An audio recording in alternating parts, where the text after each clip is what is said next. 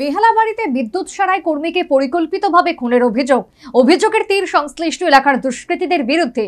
এই ঘটনায় মামলা দায়ের করেছেন দায়িত্বপ্রাপ্ত সিনিয়র ম্যানেজার। তুলাশেখর সাব ডিভিশনের এক বিদ্যুৎ সারাই কর্মী মিঠুন দাসকে পরিকল্পিতভাবে খুন করার অভিযোগ উঠল খোয়াই মহকুমার বেহালাবাড়ি কমলাবাগান এলাকার দুষ্কৃতীদের বিরুদ্ধে।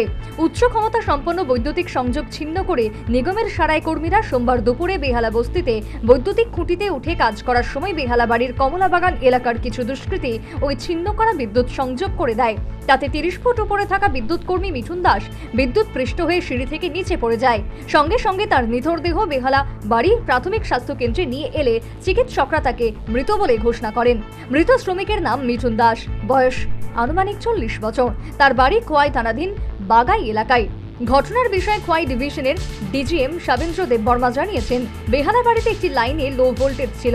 বিদ্যুৎ সারাই কর্মীরা লাইনে ছুটে বের করতে প্রথমে বেহালাবাড়ি কমলাবাগান এলাকার উচ্চ ক্ষমতা সম্পন্ন বৈদ্যুতিক খুঁটিতে থাকা জিওর মাধ্যমে বিদ্যুৎ বিচ্ছিন্ন করে এবং তালা দিয়ে অন্য প্রান্তে কাজ করতে যায়। বেহালাবাড়িতে মিঠুন দাস নামের এক সারাই কর্মী সিঁড়ি দিয়ে বৈদ্যুতিক খুঁটিতে ওঠে কাজ করার সময় হঠাৎ বিদ্যুৎ পৃষ্ঠ হয়ে মাটিতে পড়ে মৃত্যুবরণ করেন। পরবর্তীতে সারাই কর্মীরা দ্রুত বেহালাবাড়ি কমলাবাগান এলাকায় ছুটে গিয়ে দেখতে পায় কে বা কারা সংযোগ বিচ্ছিন্ন করা লাইনটি তুলে দেয় তালা ভেঙে, আর তাতে করে মর্মান্তিক মৃত্যু হলো শ্রমিকের। সকালবেলা খবর পাইছে অফিস থেকে যে ওই ব্রাঞ্চ লাইনের মধ্যে একটা ফেজ পাইতেছে না।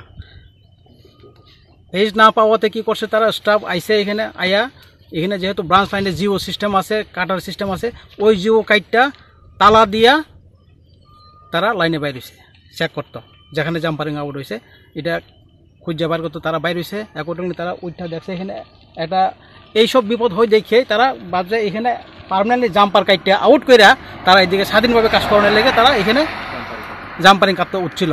ততক্ষণেই কে বা কারা পাবলিক এখানে তালা ভেঙ্গা, সেটা আপনারাও দেখছেন এখানে, ওইটা ভেঙ্গা জিও দিয়া দেওয়ার পরে ঘটনাটা হয়ে গেছে। এখানে মারা গেছে কি নাম ওনার?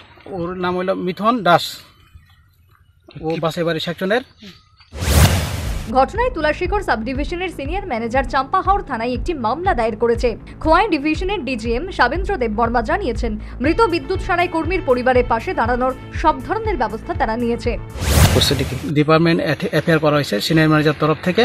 এখন বাকি যেহেতু এক্সপায়ার হয়েছে, বাকি ইয়েগুলো আমরা দেখতেছি, বিষয়বস্তুগুলো আমরা দেখতেছি কীভাবে তাড়াতাড়ি তার ফেসিলিটিগুলো দেওয়া যায় সেই বিষয় নিয়ে আমরা আমাদের এজিএম প্লাস জিএম এর সাথেও কথা হয়েছে, প্লাস এজিএম এমডির সাথেও কথা হয়েছে। এমডিও এই পরামর্শ দিয়েছে যে যত তাড়াতাড়ি সম্ভব তোমরা তার ইয়েগুলা কাগজপত্র পাঠাইতে কইছে, সব ডকুমেন্টগুলো। এগুলা যদি ওর বাড়ির থেকে যদি যত তাড়াতাড়ি আমাদেরকে কাগজপত্র দিতে পারে ততই আমরা ভালো, এবং তাড়াতাড়ি আমরা তার সম্পূর্ণ যে প্রসেসিংটা আমরা প্রসেস করতে পারবো।